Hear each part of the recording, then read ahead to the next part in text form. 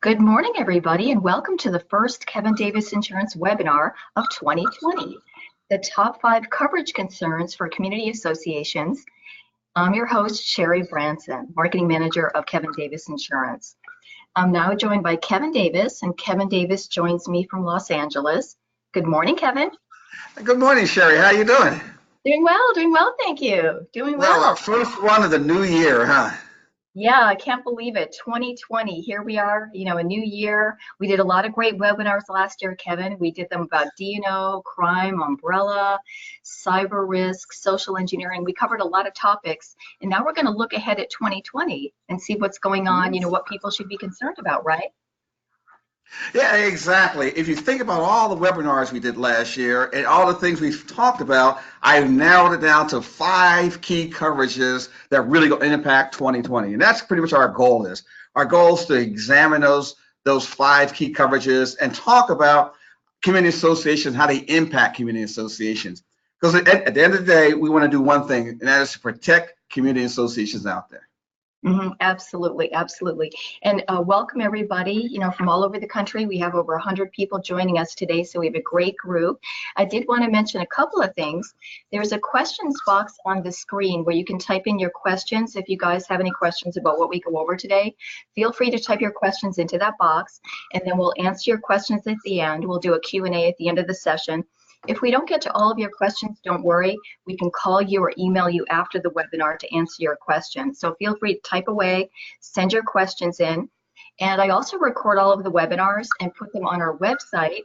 If somebody has not been on our website yet, it's kdisonline.com. So you can listen to today's recording and all of our past webinars as well. And Kevin, I know that we're going to cover the top 5 categories. Cyber insurance is one of them, community associations and cyber. So let's talk about that a little bit. I get a lot of questions about cyber. Well, it's interesting because we have 12 cyber claims going on. Now, historically, we had 0. For years and years, nothing to talk about. 12 cyber claims. I'm talking about data breach claims. I'm talking about social engineering claims. I'm talking about these kind of claims that we've had. So the number 5, and we start with out of 5, the top one right now is cyber insurance claims for community associations. Yeah, I know we've noticed in the past few years, the types of claims, like you're saying, has really changed. And now we're facing a whole new category of claims, cyber, computer crime. It's just very rampant right now. Yeah, so let's talk about where exposure is coming from. The first one we're talking about is a lost or stolen laptop. That's number 1. That's it. When we talk about cyber insurance claims, it all starts with a manager or a board member leaving their laptop in the car and going, oops, my laptop is missing. Now, historically, what they did was buy a new laptop, but today that laptop is missing, lost or stolen, and they believe there's personal identifiable information on there. Then by law, they have to do something about it. They have to report it. Yeah, and actually we did see a situation in Florida, didn't we, where a manager did leave their laptop in their car and it was stolen? That's exactly, yes. And the problem with that one is that the laptop was not password protected. I mean, it didn't even have password, let alone encrypted or anything else. And so again, it created a major problem for that property management company and the association. Absolutely. And many people are working off of laptops, and they may not have the firewalls or the protection that we need to protect the information, and they're traveling with that information, and it can easily get stolen. Yeah. The second one is staff mistakes. Staff mistakes can come in a lot of different areas. Number 1, you click on a email they shouldn't click on, and that happens more times than ever. You see that, hey, guess what? Your Bank of America changed, or what your banking changed. Please give me the information. You click on it, boom. Now all of a sudden you downloaded some kind of virus or worm, so that you now are susceptible to some kind of hacking situation. So staff mistakes are often that way, but also could be something even less. Like, for example, you can have a situation where a board member is sending out board packets to just the regular board members, and they push the wrong button and sends it to everybody in the association. Now, everybody in the association is looking at protected information on these board of these people who live there. So staff mistakes can be a major problem. Absolutely. The third one's paper files. Yes, paper files. Yes, paper files. I mean, a lot of associations still keep file cabinets worth of paper files. And actually, there was a situation that I know of where an association was throwing out old files, cleaning out their basement, and they put them on the street corner, and then the cabinets opened up, and people's personal information just ended up all over the sidewalk. So, I mean, paper files, they can go back many years, and people don't get rid of them necessarily. They don't get them shredded. So, and the problem with that is we're talking about is with paper files, it's still a data breach. It's still a data breach. So that's really important to understand. The next one we have is rogue employees. Okay, but especially in community associations, because you have a board member, current board member, okay, who's now no longer a board member, and guess what happens? Okay, now all of a sudden he still has passwords, he still has all the information he had before, he's disgruntled, he doesn't like what's going on, so he goes back in years later after he's no longer a board member, and he creates a problem. Absolutely. Yeah, if you don't change somebody's password when they leave the company, when they leave, they're not on the board anymore, or you change property management companies, etc., then you've got somebody who still has access to the system, and that could be potentially dangerous as well. And the next one, vendor problems. Vendor problems happen because a lot of the vendors out there, the landscapers, the roofers, they don't have adequate security on their emails. They don't have adequate security on their systems. So it's easy to hack one of them, and that hacking of them can impact everybody along the line. And that's, again, those right now are your 5 big areas that we see going on right now. So, we talk about the claims or the exposures. Those are the 5 big exposures. Now we're going to talk about what costs we're talking about. What costs are associated with the data breach? Absolutely. That's the key thing. That's the important thing. And I did want to mention that the Norton company, the Norton antivirus company, they did a study of data breaches in 2019.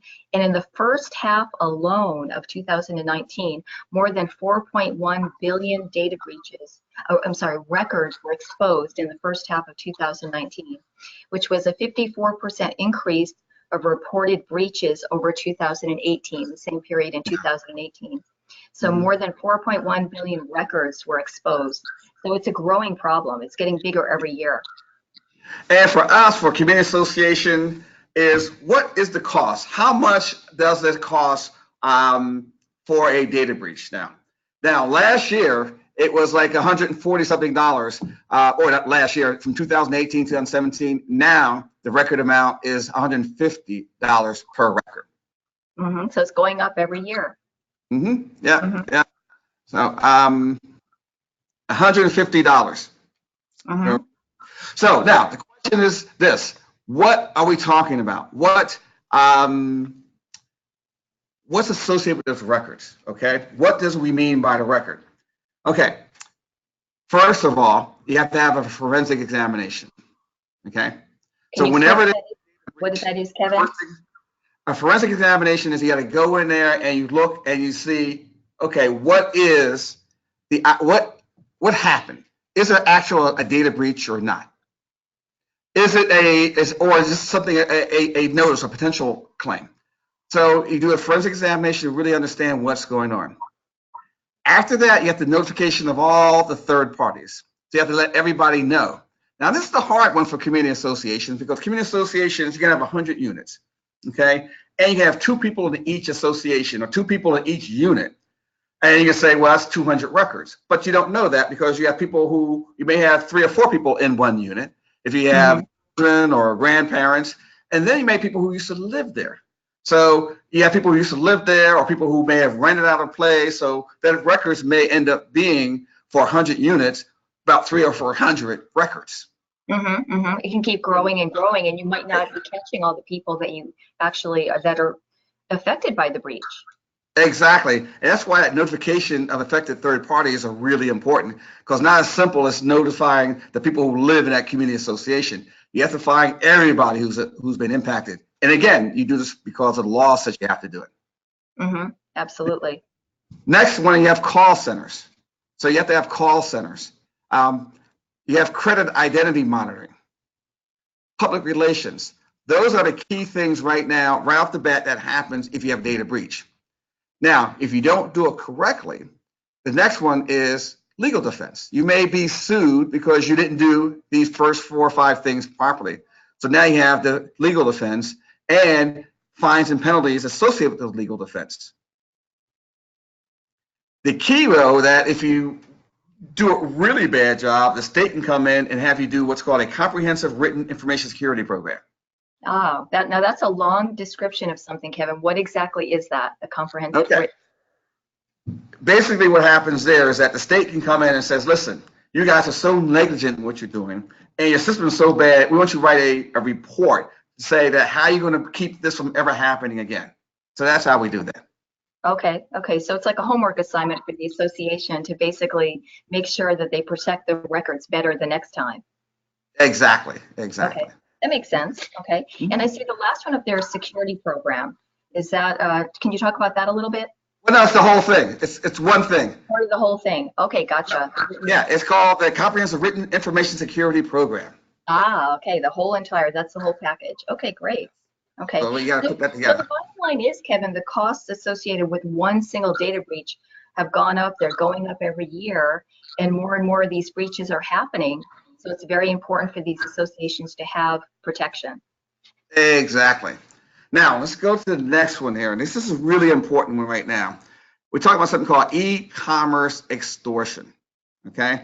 E-commerce extortion is probably the biggest exposure that community associations are going to face, and everybody's going to face, including insurance agents, lawyers, bankers. This is what it's all about, because this is an easy way to get money. Because once you're able to either walk into an association or somebody's building and be able to get access to their server in that building, now you're talking about an e-commerce situation there. And basically, it looks like this here. This is a worm that was used a couple of years ago called the WannaCry. And basically, what happens is if you see something like this here on your system, you're in trouble. That means you got 2 days, 23 hours, 58 minutes, and 59 seconds to pay this, or it increases, and you'll get back in this amount of time. Guess what happens? All your files will be deleted, lost forever.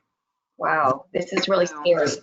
It's the biggest problem that we face in our whole cyber situation right now, because it's the easiest thing to do, and the only way you get payment from it is by paying in Bitcoins. Bitcoins, yes. I know that happened to a hospital in Los Angeles a few years ago where they sent a virus to their computers and encrypted everything and basically blackmailed the hospital, and they paid the ransom.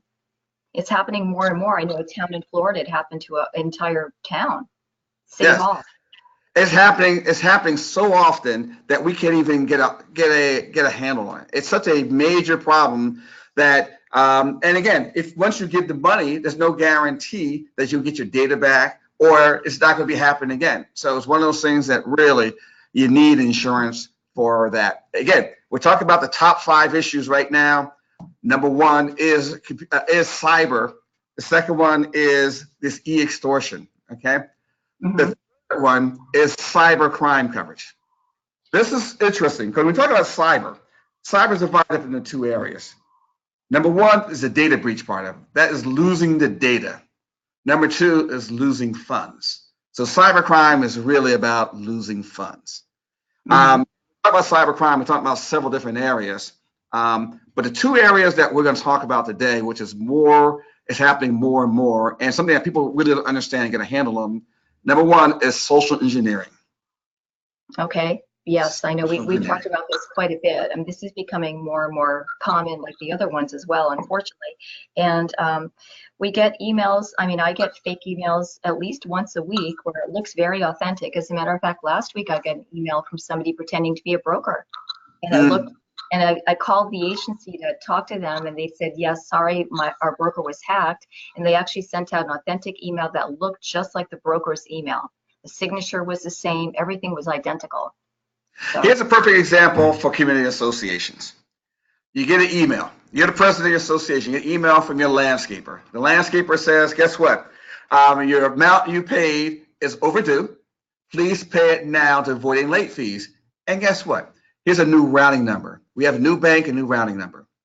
As soon as you see that we have a new bank, a new routing number, it is suspicious. And that's what happens in social engineering. Your social engineering, you get tricked into sending money fictitiously to somebody who is not real. And we are seeing it more and more and more because people are so busy and we're doing so many different things that we constantly get these emails and saying, please. I remember a year ago, I was doing a cyber presentation in Hawaii, okay? And as soon as I got to Hawaii, the CFO, my financial person here, said, how many gift cards do you want? I said, I didn't ask for any gift cards. Apparently somebody looked at my Facebook page, saw I was doing a presentation in Hawaii, and said I needed gift cards to give out to people in Hawaii.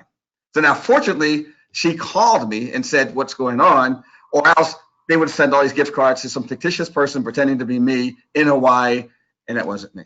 Wow, incredible. They're getting more and more sophisticated, and they're tracking people, how you're traveling, and if you're out of town, they take advantage of that. And I actually had a situation in Florida at a trade show where I met a property manager. She had been hacked. Her email had been hacked, and somebody sent an email to one of the board members asking them to cut a check, treasurer, for a $10,000 check to buy a painting for the lobby of the condo association's building.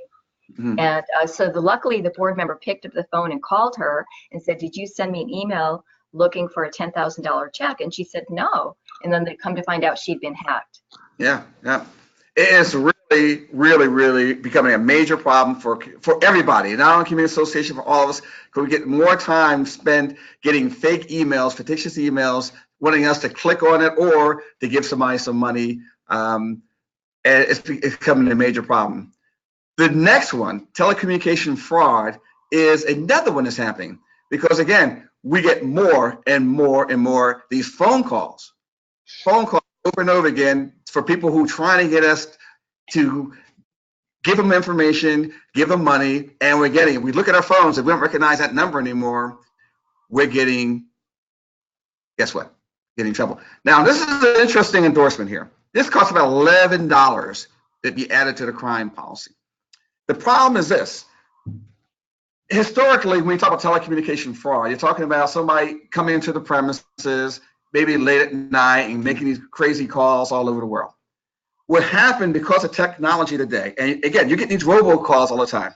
We had a claim out of Washington, D.C., where a homeowner association has a phone, and Verizon charged them $550,000 for fraudulent robocalls that were made. $550,000. That's a lot of robocalls. That's a lot of robocalls. Exactly. So what happens is they didn't have a cyber policy. And the cyber policy was a problem because the cyber policy did not have, there was not an incident. There was no data breach. There was nobody who hacked the system. So the cyber people looked at it and said, guess what? Yes, you do have a bill for $550,000 from Verizon. But we don't see where your system's been hacked at all. We don't see anything's been downloaded. I don't see any viruses or anything. So the cyber policy denied it. Now, what happened is it happened in a 10-day period, $500,000 in 10 days. So what happened was, as they were doing an investigation, another bill came in for $250,000 to Verizon. Wow, that's incredible. Like I said, that's a lot of robocalls, and so this is something new, Kevin, correct? This is something brand new, $11 on your crime policy. So we have a $750,000 claim from somebody who came in and robocalled. Now, we came to the conclusion that two things happened. So there was no data breach, no system malfunction. So either A, an employee did it, okay, or somebody from the outside did it. If an employee did it, it'd be covered under an employee dishonesty. If somebody from the outside did it, it'd be covered under this telecommunication fraud endorsement, which nobody has because it's brand new. I just heard about it about a month ago when I introduced this new telecommunication fraud endorsement to an agent, and they said, guess what? We just got a claim. Wow. So yes. So right now, so we're talking about our top three right now, okay? All involve cyber. Number one, data breach. Number two, e-extortion, the ransom demand payment. And number three, cyber crime. So those are three top. Now, it looks like we got a couple of questions there. Do you see some questions we got? Let's see. Yes, we do have a couple of questions. Why don't we answer them now, Kevin? Okay. Patsy A would like to know, thank you for your question, Patsy, by the way. She would like to know if a person has a primary residence in California and the breach occurs in Florida, what credit monitoring laws apply, California or Florida? Wow. You know what? That is probably the best question that you can get, because you do have situations, especially in Florida, where people from New York or Ohio lives in different parts of Florida. And now the hack occurred in Florida. Now the question is, what laws apply? And it's so important because every state has different laws in terms of what is a data breach. A data breach in California may not be a data breach in Florida. So I would say right now is I have no idea how it's going to happen. But once you have a cyber policy, they're the ones that decide what's the best way to handle it. When a cyber loss comes in, they are the ones who look and go, these guys are professionals and experts and say, okay, the hack occurred and I live in a condo in Florida, but I also have a condo in California. What laws apply? They know what laws apply. Mm-hmm. Okay. And then Kristen, you'd like to know, do we have any marketing material with real life community association claim examples? Yes, I do. And I'll email them to you. If you could send in your email to my email. My email is sbranson@kdins.com. I'm happy to email you the marketing material. Okay, those are our questions. If anybody has any additional questions, feel free to type them in the question box. And I did want to mention again that I record all of our webinars and I put them on our website, which is kdisonline.com. All right, so we got two more of these things left here. The next one is the rise and direct liability losses there. This is happening. We're seeing more and more across the country. We're seeing claims that we haven't seen in a very, very long time. And again, why is this happening? Let's go and talk about what D&O is. We're talking about D&O. We're talking about it protects the insured against a claim for a wrongful act made during a policy period. So we got three things important. Who's an insured? An insured is the volunteers, board members, committee members, people who live there, employees, people who live there, people who are responsible for making decisions are an insured under the policy. What is a claim? A claim is a written demand for monetary loss and non-monetary loss. So a claim is a demand for anything. Anything that you said that the board did wrong, which is a wrongful act. Wrongful act is anything they do wrong. So we talk about D&O and the rise of D&O claims because it's such a broad contract. And next month, we're going to do a special back to basics on D&O, direct loss of liability, so you can get a better understanding of what D&O is and how you really protect it. The insured is broad, the definition of claim is broad, and a wrongful act is broad, which goes into the next thing where all our claims are coming from. We have what I call a community association D&O causal loss. If you look and see at the causal loss, this is where all your claims are coming from. And half of the claims are coming from things that are only related to community associations. We're talking about things like breach of fiduciary duty, violation of the CC&Rs or the governing documents, and a breach of contract. Those are your three top claims, but those claims can't happen in any other industry but community associations. We talk about breach of fiduciary duty because the board of directors has a duty, okay? They have a duty to act responsible in the best interest of the association. Whenever they don't do it, they get sued. And guess what? When you live in a community association, like you do, Sherry, a lot of times you don't like what they're doing, right? That's true, yeah. When you're told, one of my neighbors put up like a shed, built a shed on the side of his house, and they told him to take it down because he had not gotten approval to build the shed. So I see situations around me all the time where, people get upset when the property managers or the board members say you can't do this or you can't do that. So it's very unique because it's very personal. Exactly, that's what it is. We talk about D&O claims, they're personal because you live there. They're telling you constantly what you can't do. You can't swim, you can't put a fence up, you can't put a deck up, what you can't do. And you live in these things and it's your home, you believe you can do whatever you want to do it. So It's either breach of fiduciary duty or you're violating some of the rules of the association. You have also breach of contract there because associations enter into contracts, and guess what happens most of the times? They don't like the job they've done. They like the painting, they don't like the roofing, they don't like the landscaping. So you may have a year contract, they terminate right off the bat. Absolutely. I mean, the breach of contract is the reason it's so common is, associations are signing contracts with painters, with roofers, with landscapers, with a whole variety of vendors every day, every week, and they're signing contracts all the time. So it's very easy if they decide just, arbitrarily to just fire a landscaper or fire a painter, and now they've breached that contract. And the association, the board members may not have a legal background. They may not have consulted their attorney to find out if it's okay to fire that particular landscaper. So they can get themselves into hot water very easily. The more interesting one of these top 10 claims I always like is insure versus insure. Insure versus insure can be crazy because you're going to have the current board who doesn't like what the old board has done. So now all of a sudden the current board says we need a special assessment to repair all the roofs, and they blame the old board and sue them because they should have set reserves properly. Or you can have the president suing the vice president because they don't agree on certain things, or self-dealing or acting outside the best interest of the association. This is one of the areas where historically you can't get coverage for when you can't sue yourself, but it happens a lot in community associations. We're seeing these things more and more because, again, we live in what's called a 50-50 world, where half the people believe one thing and half the people believe the other thing. So if I'm the president of the association, that means no matter what I say, half people are not going to like it. That's true. That's true.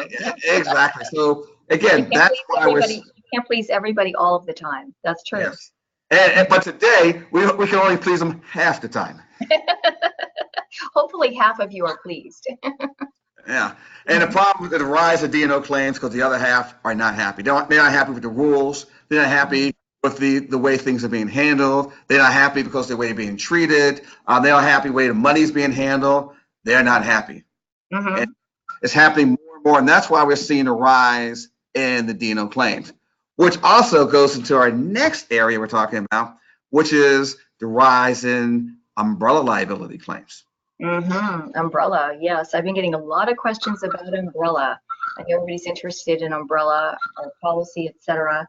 And so what are we seeing in that area, Kevin? Yeah, we're starting to see a lot of large liability losses impacted by the umbrella. And again, I still believe that because of the way we live now in that whole 50-50 world, that half the world is angry all the time. Half of the United States are angry all the time about one thing or another, and the other half are not. But we switch. It's not like one side is better than the other. We switch back and forth. And because we're starting to see a lot of claims in about in 6 unique areas. Okay, we're talking about areas of fire and water. And again, it's interesting. Fire and water.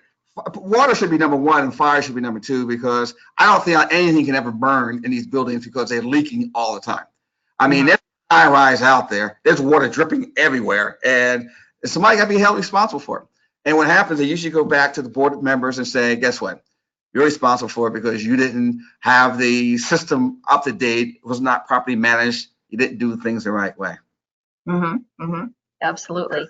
Yeah, we're seeing, and it's very important, Kevin, to have, speaking of umbrella, to have a true umbrella policy. That's very important.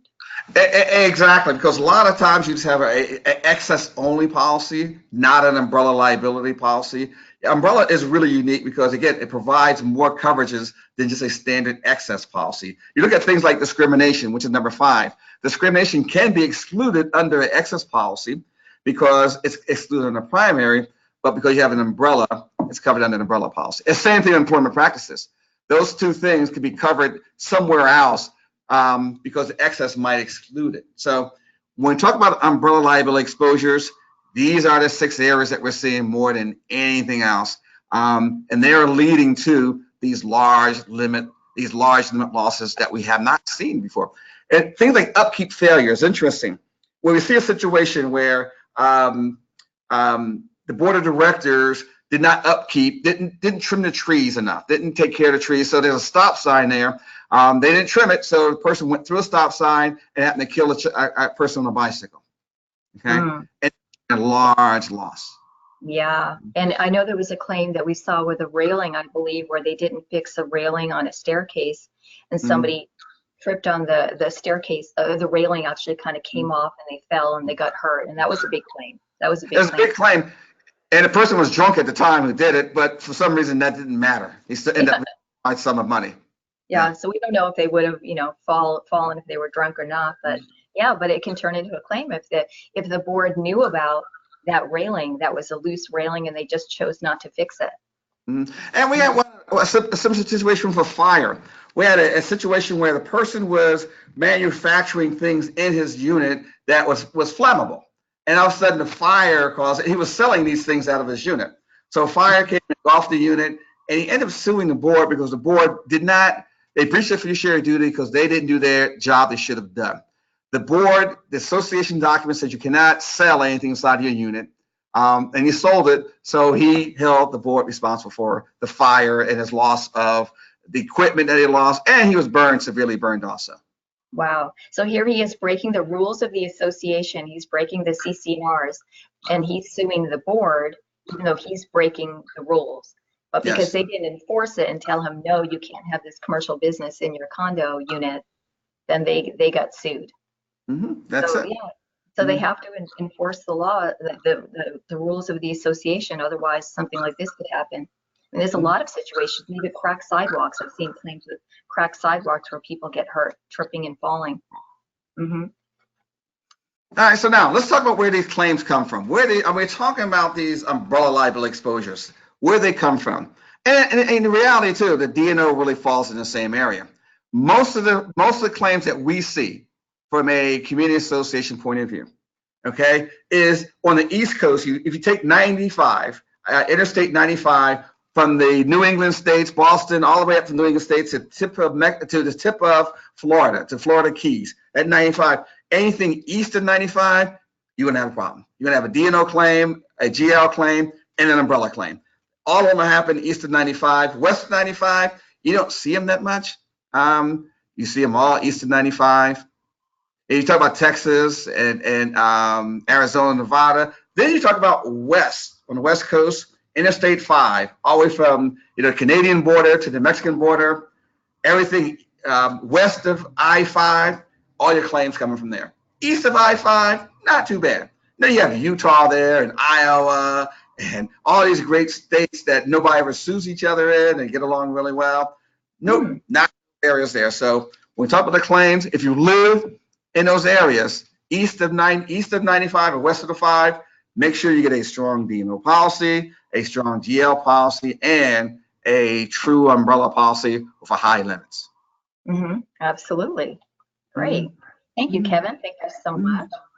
Thank you. And let me see if we have any other questions that may have come in. I will check. If you have any questions, feel free to type them in the question box. Okay. I don't see any additional questions, but if you think of any questions afterwards, feel free to send them in. My email is sbranson@kdins.com. Again, I record all of our webinars, and I'll put it on our website, which is kdisonline.com. And thank you, Kevin, and thank you for joining us today, everybody. And please join us in February as we cover D&O back to basics. Back to basics. We'll teach you about all the things you need to know about D&O for beginners. This is a beginner's lesson on D&O insurance. Hope to see you guys a month from now. Great, fantastic. And again, if anybody needs any additional information, please feel free to send an email. Thanks so much, Kevin, and thanks everybody. Take care.